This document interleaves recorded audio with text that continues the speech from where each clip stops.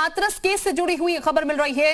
Mastermind Rauf को UP police कल ही केरल से गिरफ्तार कर यूपी लेके आएगी। आपको बता, रऊफ को यूपी अब लाया जाएगा। यूपी पुलिस की एक टीम केरल जाएगी और उसे यूपी लेकर आएगी।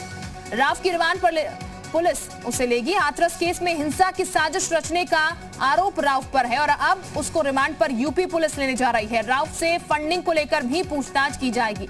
तो फिलहाल ये बड़ी खबर, केरल से यूपी लाया जाएगा रऊफ। मास्टरमाइंड था हाथरस केस में, जिसको अब यूपी पुलिस अपनी रिमांड पर लेने वाली है। यानी कि ये साफ कहा जा सकता है कि कई ऐसी चीजें हैं जो खंगालने की कोशिश हाथरस केस में की जाएंगी रऊफ से, जब यूपी पुलिस की रिमांड पर उसे लिया जाएगा।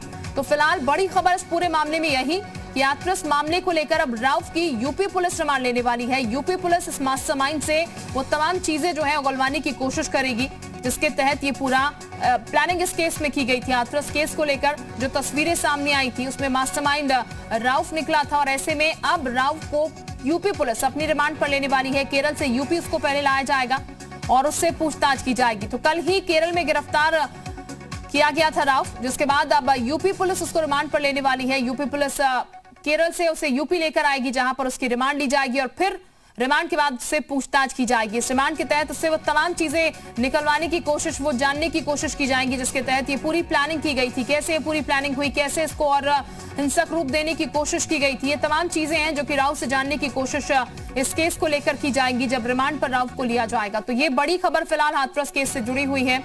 इस पूरे मामले को लेकर रऊफ की गिरफ्तारी केरल में कल ही हुई थी। अब यूपी पुलिस रऊफ को यूपी लेकर आएगी और यूपी में रिमांड उसकी ली जाएगी और रिमांड के बाद उससे पूछताछ की जाएगी। तो हाथरस केस में हिंसा की साजिश रचने का आरोप यहाँ पर रऊफ पर है, जो कि मास्टरमाइंड बताया गया। अब इससे पूछताछ होगी और वो तमाम पहलू जो है खंगालने की कोशिश यूपी पुलिस करेगी। तमाम वो चेहरे भी उजागर करने की यूपी पुलिस करेगी जिन्होंने इस पूरे मामले में हिंसा फैलाने की भी कोशिश की, इस मामले को और बढ़ाने की कोशिश की। पवन सेंगर इस वक्त हमारे साथ ज्यादा जानकारी के साथ जुड़ चुके हैं। पवन, रऊफ की गिरफ्तारी केरल में हो चुकी है, अब यूपी लाने की तैयारी चल रही है। जाहिर है बहुत सारी चीजें पूछताछ में सामने निकल कर आएंगी। कब तक यूपी पहुंच जाएगा और रिमांड जो होगी वो कितने दिन की होगी? देखिए, काफी संदिग्ध भूमिका इसकी बताई जा रही है हाथरस मामले में। और पीएफआई के पहले ही जो 4 अभियुक्त थे 5/10/2020 को गिरफ्तार किए गए थे मथुरा यानी मार्ग से, उन लोगों की जब पूछताछ हुई थी, जिसमें अतिकुर रहमान और तमाम जो हाथरस में दंगा भड़काने की साजिश रची गई थी, जातिगत हिंसा भड़काने की साजिश रची गई थी, इन मामलों में इस रऊफ का जो भूमिका है वो काफी संदिग्ध है और तमाम विवेचना में इसकी भूमिका के बारे में पता चला था। ये व्यक्ति त्रिवेंद्रम एयरपोर्ट से विदेश भागने के फिराक में था, इसको गिरफ्तार किया गया और निश्चित तौर पे उत्तर प्रदेश पुलिस इसको रिमांड पे लेकर के पूछताछ करेगी कि और क्या क्या कड़ियां है और किस तरीके से घटनाक्रम को अंजाम देने की तैयारी की जा रही थी। लिहाजा काफी महत्वपूर्ण है, क्योंकि छात्र विंग यानी सीएफआई का महासचिव जो है रऊफ, वो काफी इन ऐसे मामलों में एक्टिव रहता है और वो प्लानिंग बना करके लोगों को देता है। इस तरह की इनपुट्स मिले थे, उसके बाद इसकी गिरफ्तारी और उत्तर प्रदेश रिमांड पे लाने की जो भूमिका है वो काफी महत्वपूर्ण है। अब देखना होगा कि पुलिस के तरफ से कितने दिनों का रिमांड इसके लिया जाता है और कितनी जल्दी इसको उत्तर प्रदेश लाने का काम किया जाता है।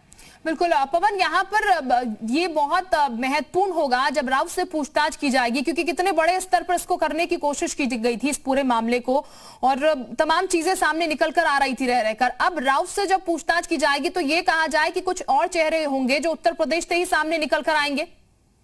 बिल्कुल सही कहा आपने, क्योंकि पूरे हाथरस घटना में जो तमाम कार्यशैली देखने को मिली थी, पीएफआई की जो भूमिका थी और खास तौर से जिस तरीके से ऑनलाइन वेबसाइट बनाने का, उसके लोगों को जोड़ने का, उकसाने का, फंडिंग का, अलग अलग संगठनों में संपर्क करने का, ये तमाम सारे इनपुट्स मिले थे। उस समय खुफिया एजेंसी काफी चौकन्ना थी और जब मार्च से इन अभियुक्तों की गिरफ्तारी हुई थी, उस समय जो राजनीतिक पार्टियां थी काफी शोर शराबा मचाने का काम किया था। लेकिन जब एजेंसियों ने पूछताछ की और पुख्ता तौर पे जो जानकारियां निकल करके सामने आई, उससे सभी लोग अगर कहा जाए तो वो अगर निशब्द हो गए या उनके पास आंसर नहीं था कि अब क्या जवाब दिया जाए।